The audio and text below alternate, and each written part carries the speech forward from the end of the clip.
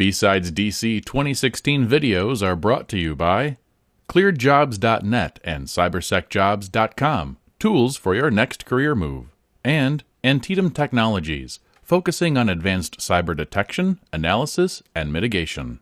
My name is Greg Norsey, and this is my Usability Goes to 11, a hacker's guide to user experience research. So to just give a little bit of an introduction, how you sort of come along this path. I started out like a lot of you, just random script kiddie in the 90s.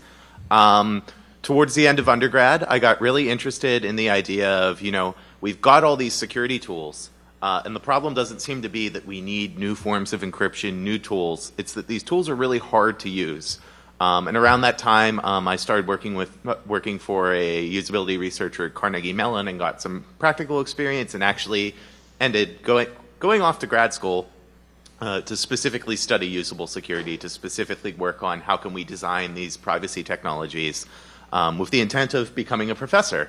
And partway through that, I decided, I don't really want to be a professor. Ended up leaving with my master's, came here to Washington, D.C., started working for an organization known as the Center for Democracy and Technology. They're not as well known outside the policy sphere. A way that might put that in perspective for you is they actually used to be the East Coast office of the Electronic Frontier Foundation until they split into two organizations, which is an interesting history I won't go into. Currently doing some pre-election consulting, which is very interesting, and unfortunately I can't talk about. So just to give an outline of what we're going to cover here. First, we're going to talk about why usability is important. In the community, there's a phrase we love to use, RTFM, read the fucking manual. And that can be both good and bad. It's good to want people to learn. It's good to want people to not have knowledge spoon-fed to them. On the other hand, that doesn't necessarily mean that we should overly complicate things for the sake of overly complicating them. Second, I'm going to talk about why usability is hard. This is a hard problem. Third, I'm going to talk about why usable security in its own special realm is even harder. And then finally, I'm going to talk about how can we evaluate our usability in a systematic manner. And this is where it becomes really important. It's really easy for two people to say, I think this should look like this, I think this should look like this, and there's no way to move past it. You've got your opinion, I've got mine. How do we gather data and in a scientific way try and decide how we should design our privacy tools? So, to just give a little note on terminology, when we talk about security, we're talking about the normal stuff, confidentiality, integrity, non-repudiation. Privacy is simply control over your personal information. So a lot of times when we're talking about X technique can be used to achieve usable privacy, that also means that we can use it to achieve usable security. We're also going to use a phrase a lot in this talk, PET. That stands for Privacy Enhancing Technology. It's a term that comes from the academic community. There's actually a Privacy Enhancing Technology Symposium every year, which hosts a lot of things. There's a large chunk of the Tor developers hanging out there every year. It's a cool place. You should check it out. So, why encourage pet adoption?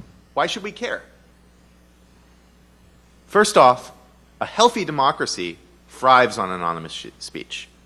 Mass surveillance has been extensively documented at this point. The IETF has gone so far as to say that pervasive monitoring is an attack on our infrastructure. Third, and this is where it starts to get really interesting, we're now seeing some studies from the realm of sociology and psychology that the existence of this mass surveillance has a chilling effect on free speech. If someone feels that there is this large surveillance apparatus looking at not only what they say publicly, but their browsing history, what they're reading, people may sometimes go so far as to not look at certain sources of information. And there have been studies shown, for example, with Wikipedia, that people are, after the Snowden revelations, after Patriot Act and all these things, that people are less likely to look up things that they think may be related to terrorism on Wikipedia. And finally, without free speech, republics don't stay republics. We've seen, for example, I've got a picture of Pussy Riot up here for a reason. Because when you start not letting people express their opinions, when you start arresting journalists, when you start doing things like this, has a very negative effect, and it's a very slippery slope to go down. And the cornerstone of that is anonymous speech. If you have anonymous speech, go ahead. They can pass whatever law they want on Capitol Hill. Doesn't matter who gets elected. If you can get the information out there, you can help preserve a healthy democracy.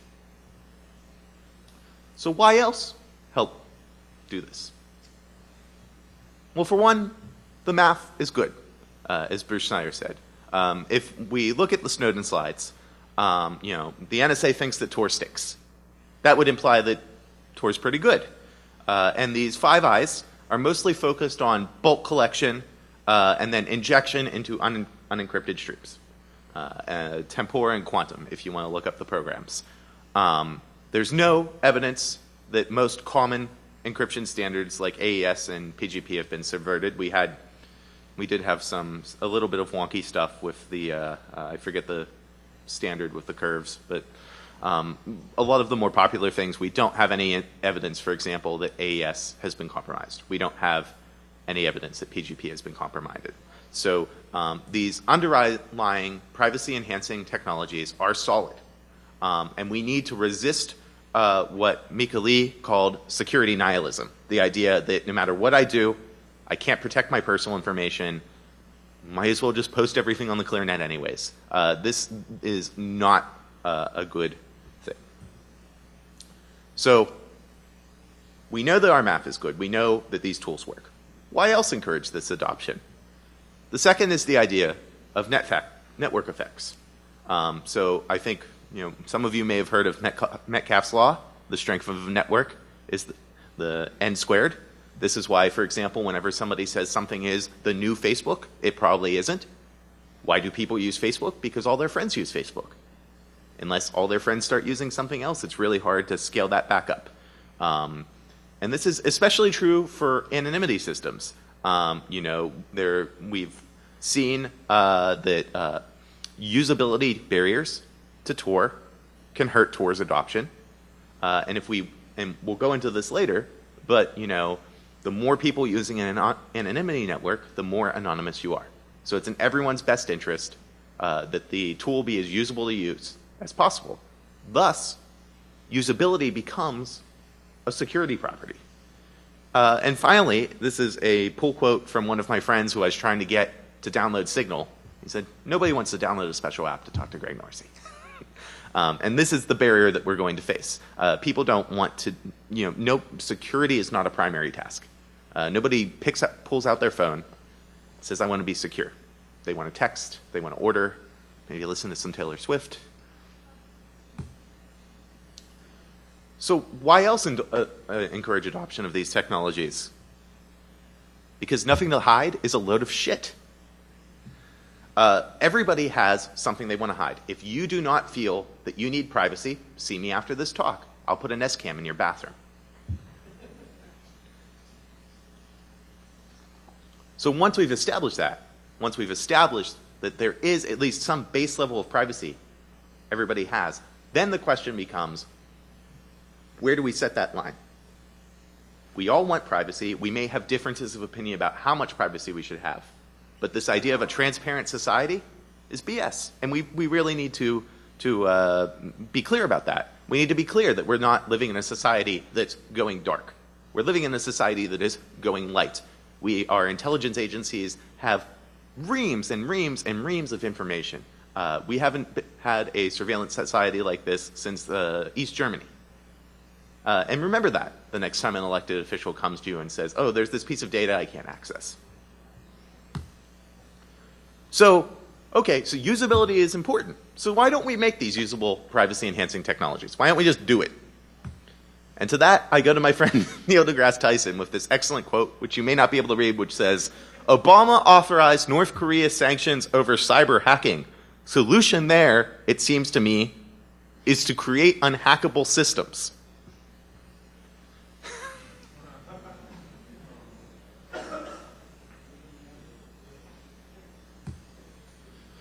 The problem is usability is hard. There is no definition of usable. I can't write a program that can say, this program is usable. It's inherently undefinable, unquantifiable. As one there was a very famous obscenity case before the Supreme Court. And the Supreme Court was trying to say, what is obscenity? And I believe it was Justice Potter who said, I know it when I see it. Well, unfortunately, that's not helpful if you're trying to know in advance if something is obscene. Likewise, usability, we know it when we see it. You can look at something like an iPod and see that it's usable, but it's very hard to define what makes that usable.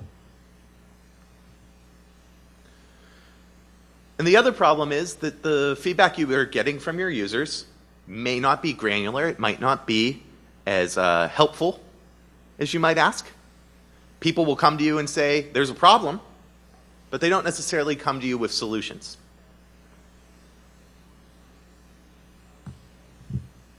And second, on top of all the stuff I just described, everything I said up until this point, you would see at any other human-computer interaction conference. And then we have the additional burden that usable security is harder.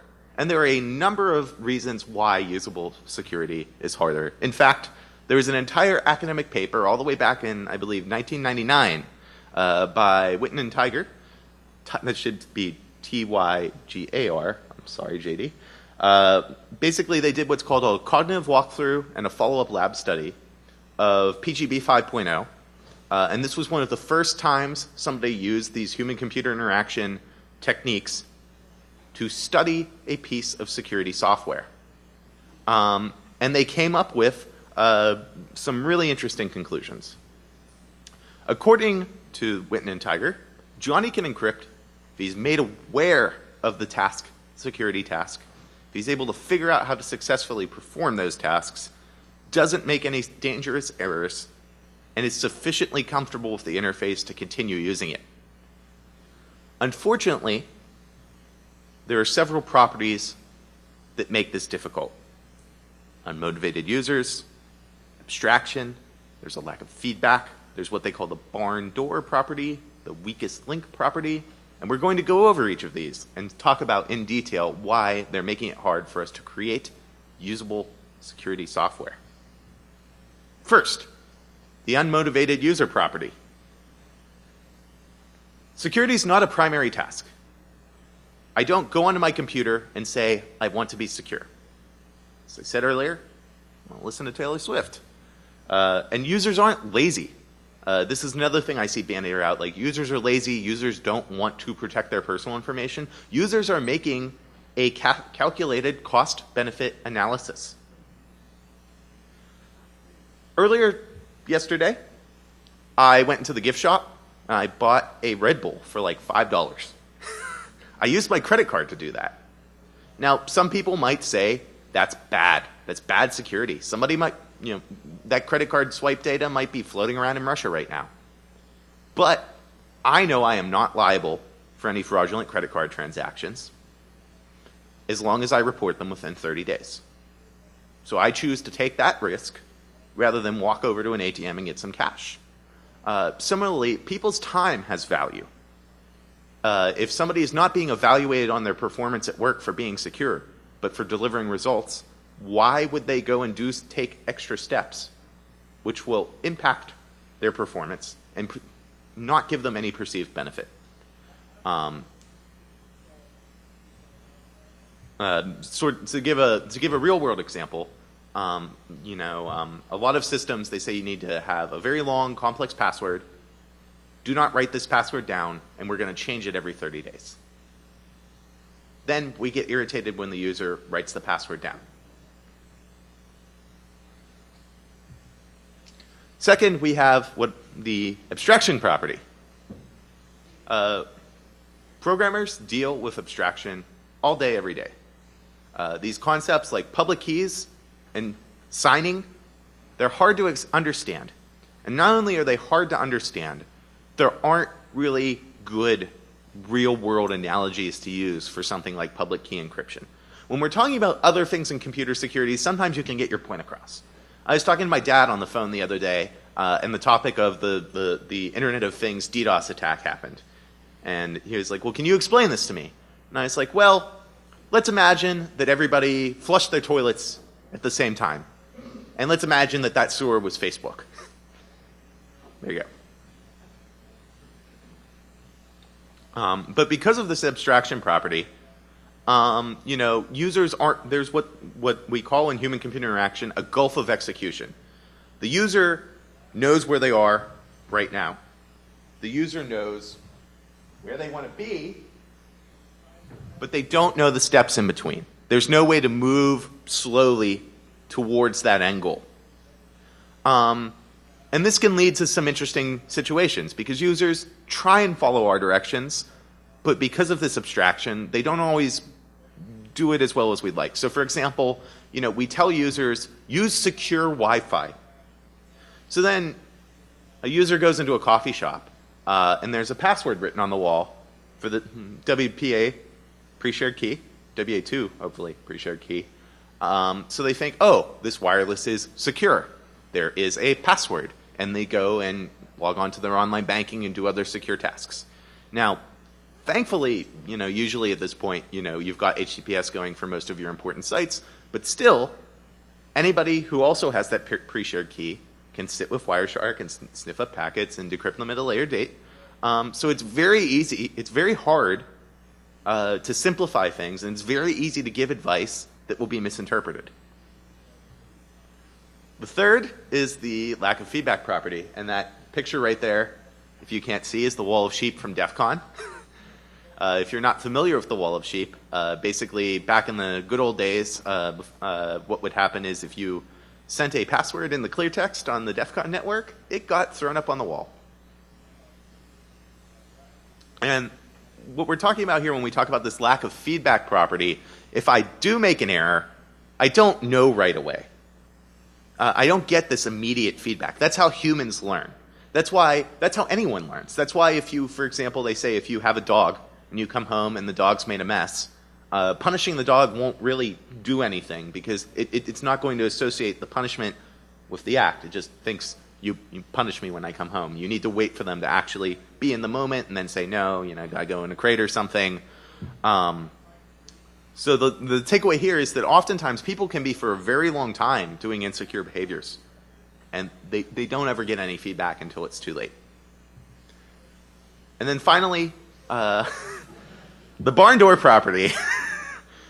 Just as it's futile to lock the barn door after the horse escapes, secrets once leaked remain so. Small errors lead to irreversible consequences. So let's talk about everybody's favorite person, Dread Pirate Roberts, who, if you're not familiar, was convicted of running the Silk Road, the darknet drug slash, well, let's just say poorly managed marketplace. So how did they find Dread Pirate Roberts? Well, it turns out that the trail started with him plugging this darknet website with his Gmail address on a ClearNet site associated with his real name. So they began to monitor him and his mail. Eventually, some fake IDs were delivered to him. So they came to talk to him. Why do you have like 20 different IDs coming to you? All a bunch of different names, same picture. And he's like, oh, you can't prove I ordered those. Maybe somebody used some darknet site like the Silk Road to do it, to frame me. He couldn't really give a good reason why that would happen, but so they started following him. And eventually they followed him to a public library where he was logging in, and they literally grabbed his laptop and pulled it away from him so that he couldn't encrypt it and arrested him. This long chain of events came from one simple error. I'm not even going to call it a stupid error, just a simple error. And finally, there's this weakest link property. The network's only as strong as its weakest component. We, the defenders, must always defend. The attacker only needs to get in once. Only need one unpatched system. And here's the thing. A user who's going to click on a phishing message is an unpatched system. If your organization has created a culture of fear, where if I get an email from my boss that says, open this immediately, that I am in fear of my job if I don't do so, you don't get to complain. when users unthinkingly open attachments from someone claiming to be you.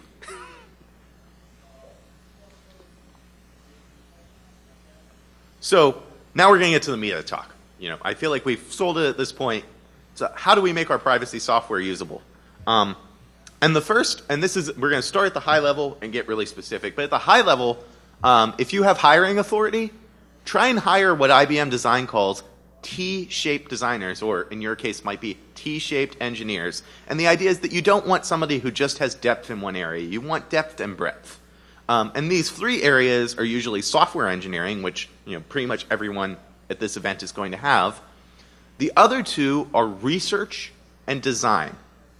Usually when we say research, we're talking in the experimental psychology sense. When we're talking and then we separate out design to basically mean making things look pretty. And people talk crap on that, but it is a skill. It's a valuable skill. It's one that gets better with practice. And there are heuristics you can use. You can use things like color wheels and stuff. It's not completely made up on the spot. So you might be sitting there and saying, well, I don't work for some big company. I work on an open source project. We don't have a lot of resources. So there are two techniques that any small project can use. The first is what's called a cognitive walkthrough, and then the second is like a small scale user study. And I'm going to talk about how we can do both. So first is the idea of this cognitive walkthrough. The idea is that we think about, will users be able to try and produce whatever effect the action has?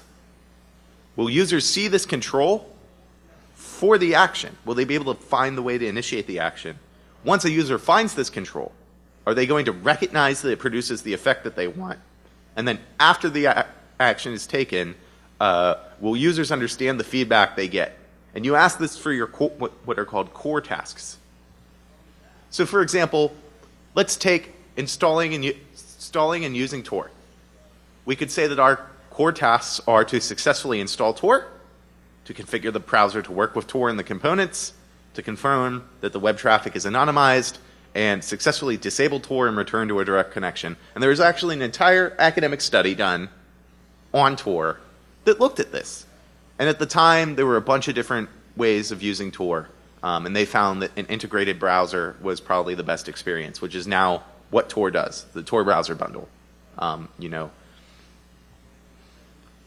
So at this point, you may be thinking, it sounds like I, sitting alone, can do this user experience. Why even do a user study? Because, again, you want to have some empirical data. Anytime you're trying to make a change, you're going to have some pushback. Things were built a certain way for a reason, and sometimes that reason could be as simple as it's easy to just throw 20 different buttons in a GUI and say, find the right one.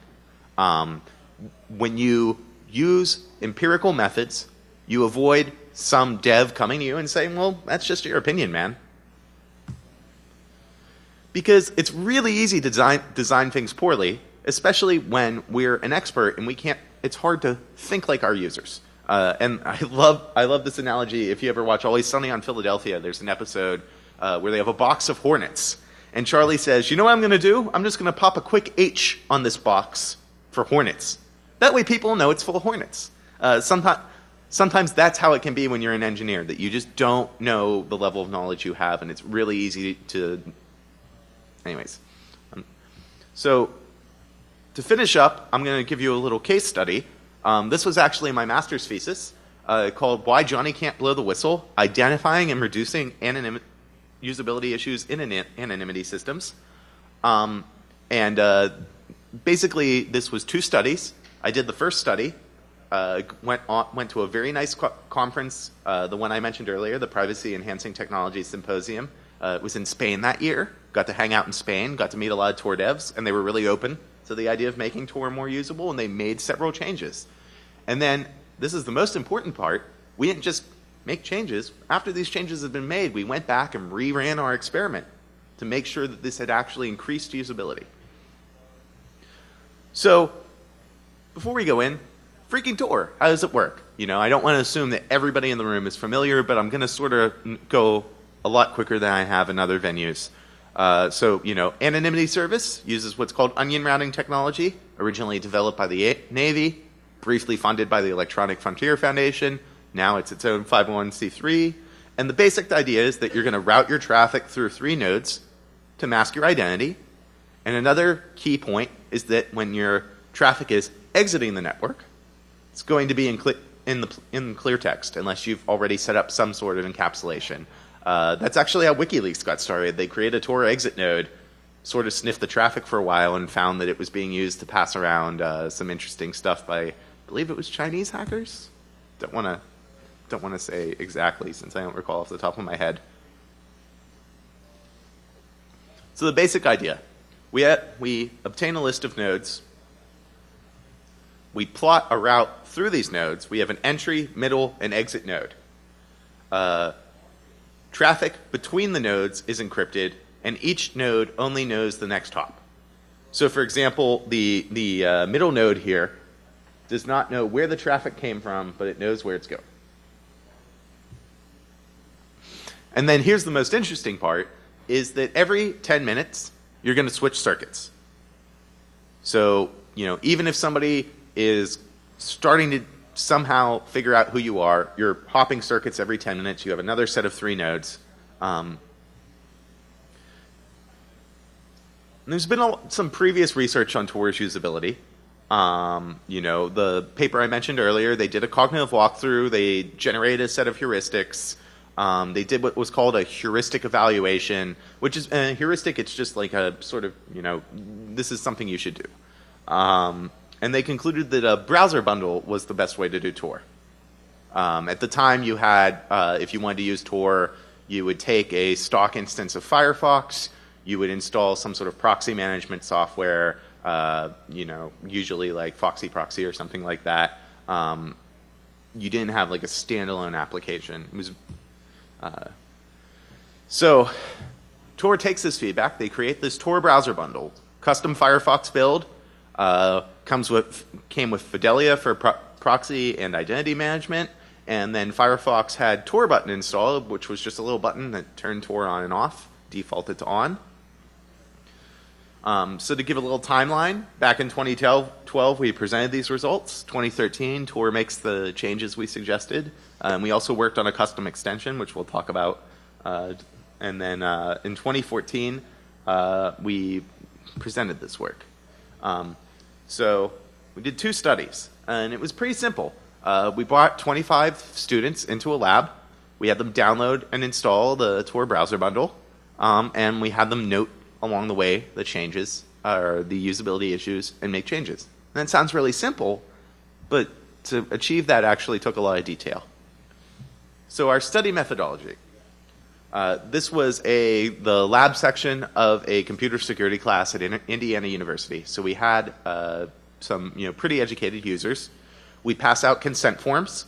When you're doing university research, you need to get consent from your subjects. You need to inform them of the risks and benefits of the study. For studies like mine, this is mostly a formality. There's not really much of a risk to talking about your feelings about using a browser bundle. But, for example, things in the psych department, things in the biology department, it becomes a very important rule to have.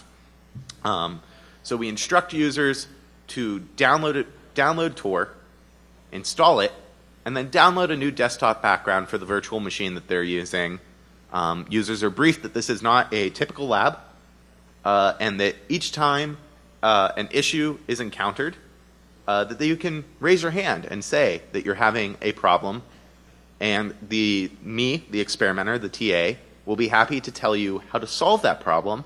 All that I ask is that you note down that you had the issue. And whenever somebody says, I am having trouble with X, come over, tell them how to get past the stop point, and just say, can you make sure you note that down on your study sheet? Then we did a little coding. Coding in the field of usability is not your coding. Coding means assigning categories to responses. So at this point, we have done this study. We've collected demographic information from people, and we have a long list of complaints about Tor. The first step is to just separate those out. So if we have one user and 3 complaints, each of it gets its own entry in a spreadsheet. The second step is to come up with a mutually exclusive list of categories that encapsulate all the issues that were encountered. Third, we then have two people sit down and assign each reported problem to a category. Why do we use two people? Because again, we want to be empirical. This can't just be my opinion. Not everything's black and white, especially when you're looking at free response data. So we want to make sure that it's not just our, oh, come on. There we go. Yay. So, we have two coders. They go off. They assign categories. Then you come back and see what the intersection is. How much did we agree? And there's actually a mathematical formula called Cohen's kappa, and it is designed to make sure that the level of agreement for this sort of category coding is such that it's not just random chance. Because hypothetically, you know, if I was just throwing darts at a board, we could both randomly assign categories and still both agree. And we don't want that. And so, in the end, we came up with this nice little set of categories for issues, descriptions of what the issues were, what percentage. And we're not going to talk about every single issue because we're a little pressed for time. Instead, we're going to sort of do a deep dive into the main ones. And if we look at the data in a visualization, we find that about 56% of the issues came from just, or 56% of the reported problems came from just 3 issues. I'm going to talk about each of these. The first was the complaint of what was said to be a long launch time. And it's a little hard to see on the screen here, but this was the Vidalia control panel that pops up when you start Tor. And what would happen is you would click the Start Tor, and this panel would open, and then as this panel was opening, Firefox would also open. But there was often a lag between this panel opening and your Tor browser opening. Sometimes a long time, sometimes up to even a minute. So what would happen is somebody clicks to Start Tor. Vidalia opens up, and it would set up the Tor circuit, set up the proxy, and say, you're now connected to the Tor network. But during this gap, some users would see the message, you are now connected to the Tor network, and figure the entire web connection is connected to the Tor network, not one specific browser, pop open Chrome, go and do the study task. That's all well and good. What if we weren't doing a study task? What if I was signing up for a Facebook account and starting a protest that could get me shot? It becomes a serious issue. So our proposed solution was to alter Vidalia so the lag between the two is shorter. That's really simple. You can just delay showing this window.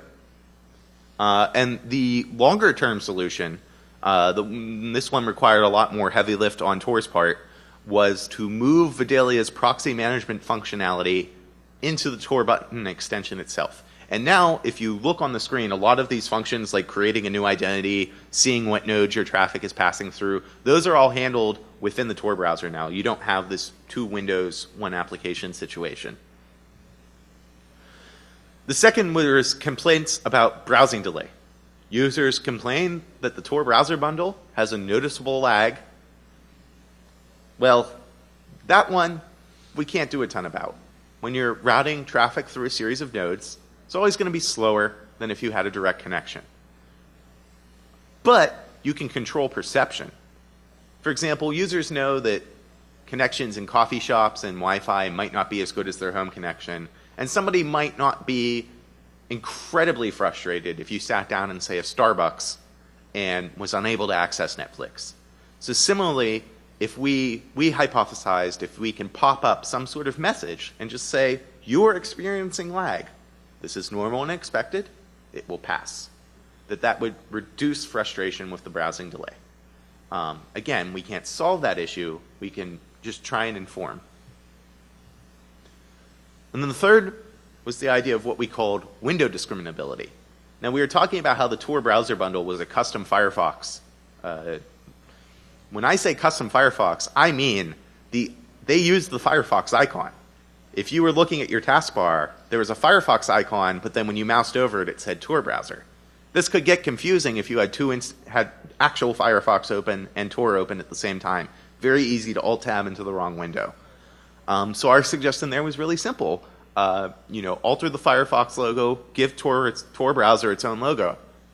But there are also things that we suggested that were not done with good reason. For example, we talked about altering Firefox's theme, so it's a nice bright green, and it's incredibly obvious just from the window itself.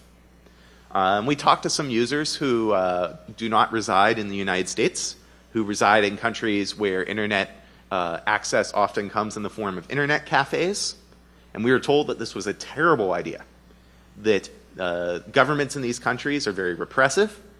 The internet cafe operators are willing to have a sort of don't ask, don't tell policy as to what people are doing on those computers. But if a policeman comes into that cafe and the policeman can tell from across the room that somebody is using Tor, they're going to assume that the cafe operator could as well, and then they're both in trouble. And then that's going to lead to people being told, don't do that in here. So we dialed it back a little. So what was the result? Between our two studies, the number of people saying, I had no problems, doubled. Because we made this clear in our methodology. We said, we had people coming to us, if you're having an issue, write it down. But conversely, we told them, if you're not having an issue, that is a data point as well. It's perfectly valid to go do your study task and say, I didn't have any issues. If we look in detail, we see an across-the-board reduction. Long launch time jumps way down. Browsing delay goes down. Window discriminability goes down. Even some of the other problems that we weren't really getting into went down.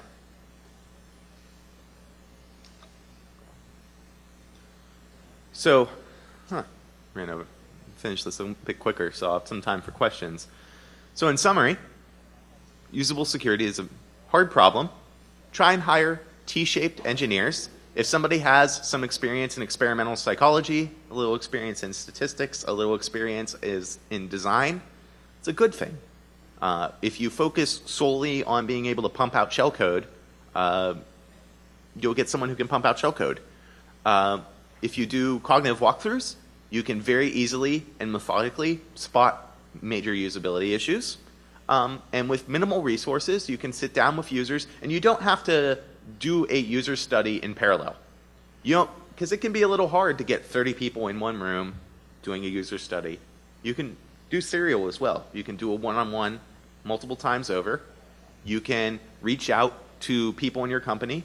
When you're doing a user study, you want a lot of diversity because you want your results to extend to the general population. On the flip side, if you're talking to somebody who has a master's or a PhD in computer security, somebody who has certification, somebody who is a security expert, and they're getting confused by your interface, that also can be useful information. I've got, some dude I met at DEF CON who can't even use my software. How am I going to expect grandma to? Because that's what we want at the end of the day. We want this software to be usable. Now, we've created iPods. We've created so many things for entertainment.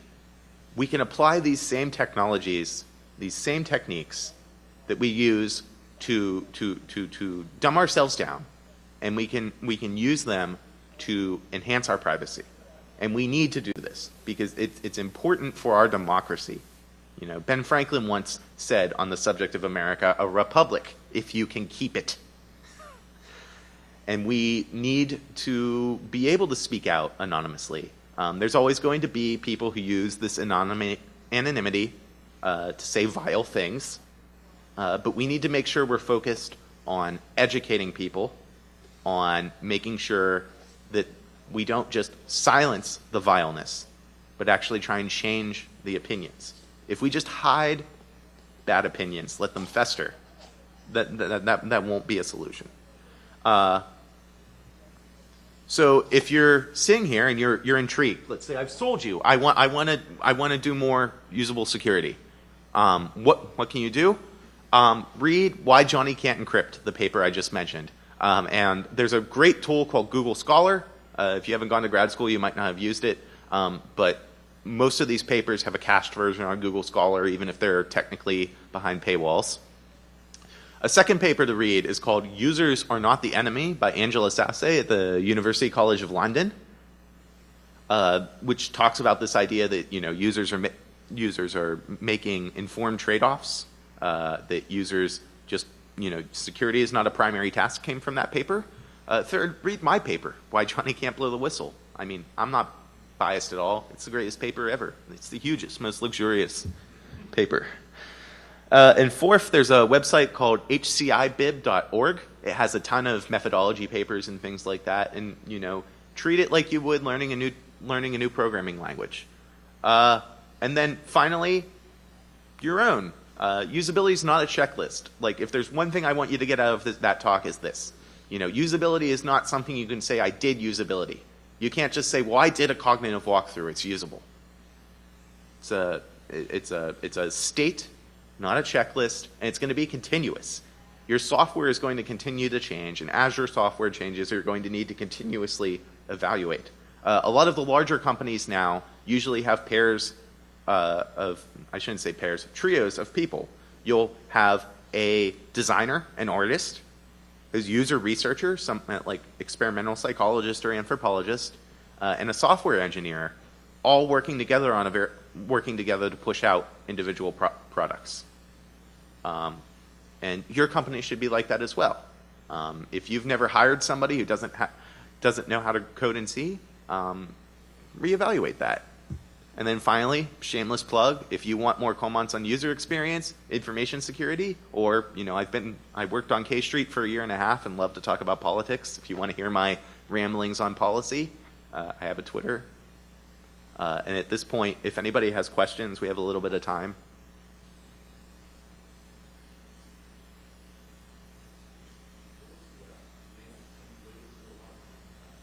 Sure. Which one? Oh, sorry about that. It's a hcibib.org.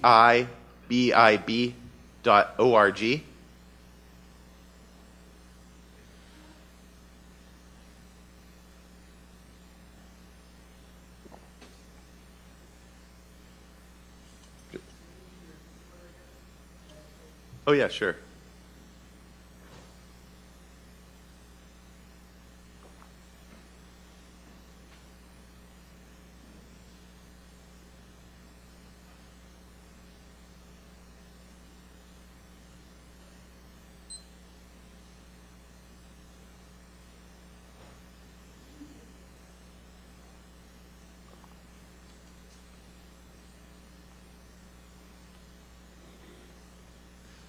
Well, if there's nothing else, I'm going to pack up. If anybody wants to come up and talk one-on-one.